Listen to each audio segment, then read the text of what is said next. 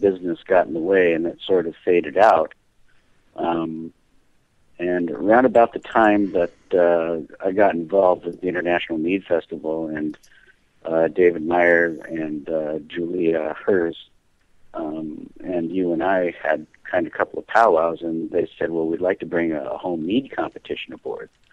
And I thought, well, gosh, that sounds like a great idea. So we decided, hey, let's go ahead and do that. And we talked to a few other competitions. Some of them were very open to working with us. Others were not. And we kind of took a view of all of them and kind of worked with an amalgam of what we saw in each of them that we thought was great, and the things that we thought we could work with, and things we thought probably wouldn't work in the kind of venue and the kind of event that we had there at the IMF. So we started at the Home Mead Makers competition, and that ran from about 2006 to 2004. Yeah. A little bit forward. And then, David was really generous to the mead community and really supportive, both financially and energy-wise. And it just took a lot out of him. So in 2007, that was the last IMF, home and commercial mead competition. In 2008, Vicky, myself, and some folks that we brought aboard, Glenn and Danny Exline, Wayne Bonchik, Kyle Byerly, and a few others, got together and said, hey, this'll never do. Are we going to do something about it? Yeah. Yeah. So, of course, we couldn't let it stop, so we picked up, and we had another competition that year in 2008, and it went well. Yeah. And, we were all afraid that we wouldn't be able to support it, or we wouldn't be able to afford it, and you have all of those doubts, but once you start working on it, then you just surge forward. Well, we were blessed, I think, with a good team. I mean, you knew some really amazing people, and I knew some really amazing people, and we were fortunate that they were willing to come and help. And I mean, Glenn and Danny, having run a big competition themselves, were godsend. I don't know that we could have ever pulled it off without them, honestly. Right, and we used and are still using the software that Glenn developed for Commander Zaz down in Florida, and every year we've been customizing it more and more and more for the Mazer Cup International.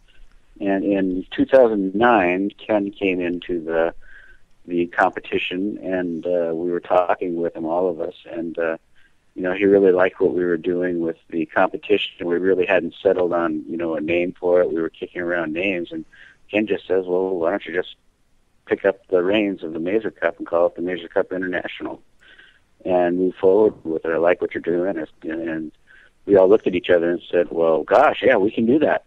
Thank you. Yeah. So with Ken's blessing and the other folks that were part of the whole initial wellspring of mead, really well-respected mead competitions, we kind of moved forward with it going into 2009, and we've been the Mazer Cup International ever since then. We've really broken some ground for mead competitions. We've got a really good staff of people. This year we had close to 124 volunteers with a judging pool of close to 75. Nice. That's huge, and this is a mead-only competition. It's really funny because it's not just one competition, it's two competitions. It's the commercial producers competition, it's the home producers competition. And each one of those competitions individually are still the largest competitions individually in the world. First, the commercial producers competition and then the home producers competition. This year, combined between the two of them, we had 800 entries. Good Lord. Now think about it for a second. Oh. How many homebrew competitions are that big, let alone mead-only competitions? Yeah. Not many. No, really. And and it's fun to do the math, too. You figure 3 to 4 bottles per entry, 800 entries. I don't know how many of our listeners out there got to see the pictures. I know you guys will be putting up photos soon on the website and your social media. But it's always fun to see the mead room where the staging happens. And I saw somebody posted one, apparently it was at the end. Well, it had to be at the end because you're not allowed to take photos while it's going on. And they were like, I could die here. This is where I want to die, right here. You know? Yeah, exactly. It's like 5,000 bottles of mead, you know. Jeez. Yeah, it's crazy. And the thing is that we can't just do it in one mead room anymore. We have to have multiple mead rooms. Oh, have we spread it into more than one mead room? Oh, my God. Oh, yeah. We did that 3 years ago. Are you kidding me? Oh, that's true. That's true. We had the home and the commercial staging. I'm just thinking in terms of the commercial staging, it's like, you know, you walk in and you expect like, you know, you expect like choirs of angelic choruses to sing you to your rest when you walk through the door. You know, it's like Randolph Scott in Blazing Saddles. Oh. Yeah, exactly. Well, it's funny because just the home produced competition, you know, bottle room where we're sorting and pouring and staging and sending it out to the judging tables has close to 1,400 bottles in it. Crazy. Alone. That's without Wow. that's without the commercial competition next door, which has close to 1,300 bottles. So over 800 entries this year. I got that number wrong in the commercial too. I am such a dweeb. I tried to get you, but I knew you were napping and I didn't want to like totally bug you. But anyway, so where were we when we started? What was year one? How many did we have? Well, the first year that we went out there, we had, I think it was 220 entries between the two competitions. Which and that we was thought enough was to double. huge. Yeah, and it was enough to double Meadlinium, which was the biggest one at that time. Yeah, yeah. And so, you know, we basically picked up from there and just kept growing every year, and we've been growing, you know, over and over and over. In the last 5 years, I think we've grown, you know, somewhere in the neighborhood of 35% each year, until we had to put entry caps on it because the judging pool wouldn't support the number of entries we were seeing. We're probably going to grow it again this year. That's crazy. So, do you think you'll... Not by a whole lot. Okay, so you probably won't cross 1,000 next year? Well, I doubt it. Again, we have to have a consistently sized judging pool. Yeah. And, you know, we have 2 days to do the judging, so it may necessitate opening another judging session on Thursday night, which will mean that, you know, we have to push back things like the AMMA meeting and the sensory session that we do to kind of calibrate judges beforehand to the morning, and run those concurrent with the staging and sorting and unpacking, not unpacking, but the staging of the bottles for the commercial entry, which starts on Friday. So in order to do that, we have to grow staff again. So we're going to be, you know, pulling some more people aboard to take a look at how we can do this and how we can grow the competition realistically, you know, without sacrificing the judging experience and the quality of what's being judged, and how that translates onto the paper when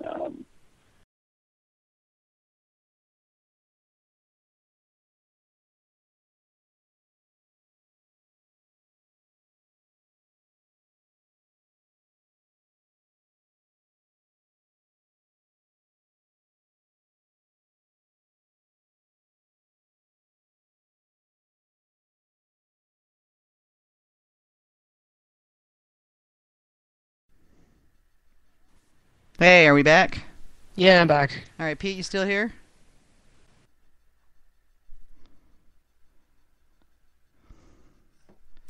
Damn.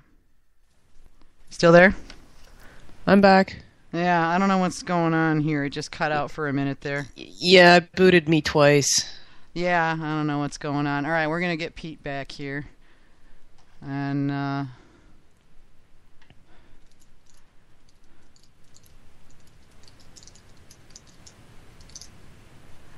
hang on.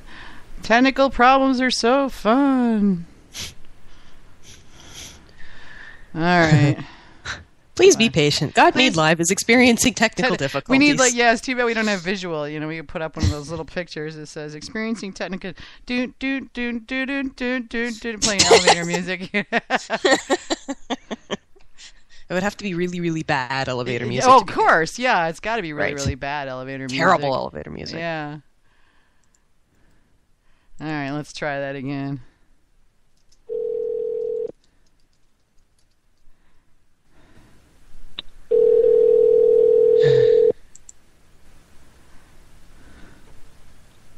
Okay, we're back. Yeah, sorry about that. Oh,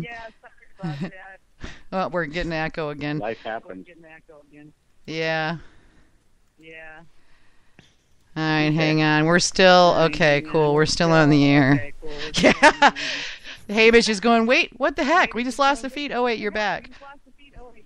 Are you still on the same headsets, Pete? I'm getting an echo. Yeah, I'm still on the same setup. Oh, that's weird. Haven't changed. Okay. Oh, that's probably me then. All right. So. Pete, I was curious about the meads that you started out with versus the ones that you're getting these days. How has the quality of the meads that are submitted for competition changed? So let's put it this way. We had a mead maker last year contact us during the course of the year saying, hey, listen, I got a 95 and a 94 on two of the entries I submitted into the category that I submitted to. Oh, wow. And I didn't win a medal. How is that possible? And so we went ahead and set the guy on one of the tables this year in the very category that he had entered. And after he judged that table, he came back and he said, now I understand.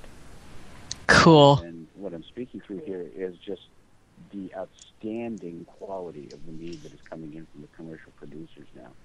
It's just, it's just crazy good. And we have seen dramatic increases year to year to year, to the point of where when we do the mini best of show after the first round, as we head into the medal round for the commercial producers, the quality, the elegance, the integration, complexity, and structure of the meads that they're producing now is just phenomenal.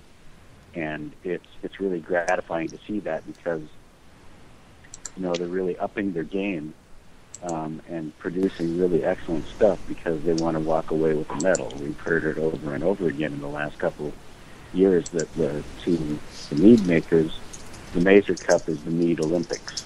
Walking home with a medal from the Mazer Cup is like walking home for a medal from the Olympics for mead makers. Well, and so just the overall quality is growing year after year after year, and it's the same way with the home producers.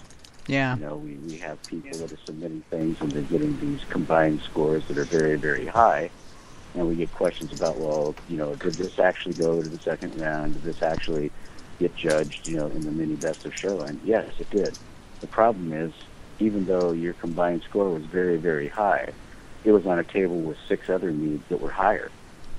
And your combined score in the mini best of show, is the technical grading has already been done. Now it's about which the best mead on the table is. And your score doesn't really factor into that. This is basically a beauty contest. Which one is the best? Which one tastes the best? Which one, would you drink a cup of this? Yeah. Would you finish the cup you have? Yeah. Would you drink a bottle? Yes. Would you buy a bottle if it was available? Hell yes. And that's the quality of the meads that we're seeing now. There's some categories that are new where people are kind of experimenting, and the quality is up and down and up and down. But as with any experimentation, you're going to see that. That's just the norm until somebody has it dialed in, and then look out. Okay, it's cool that we're seeing so much improvement, and I'm getting a weird echo. It's just me, I guess. So, yeah, and the improvement's there every year. That's excellent. So, okay, for people who want to get involved, how do they do that?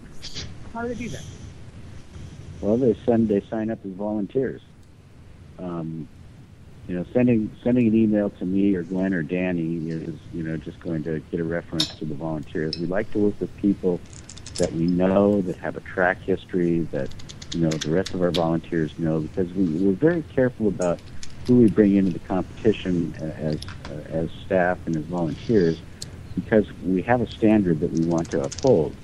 And if you have an unknown quantity and somebody comes in with the best of intentions, they may not have an idea of where we are as a competition, and what our standards are, and we want to make sure that they all understand that. And as we move forward with our volunteers and our staff, we want to make sure that we continue to uphold that and make the experience for everyone there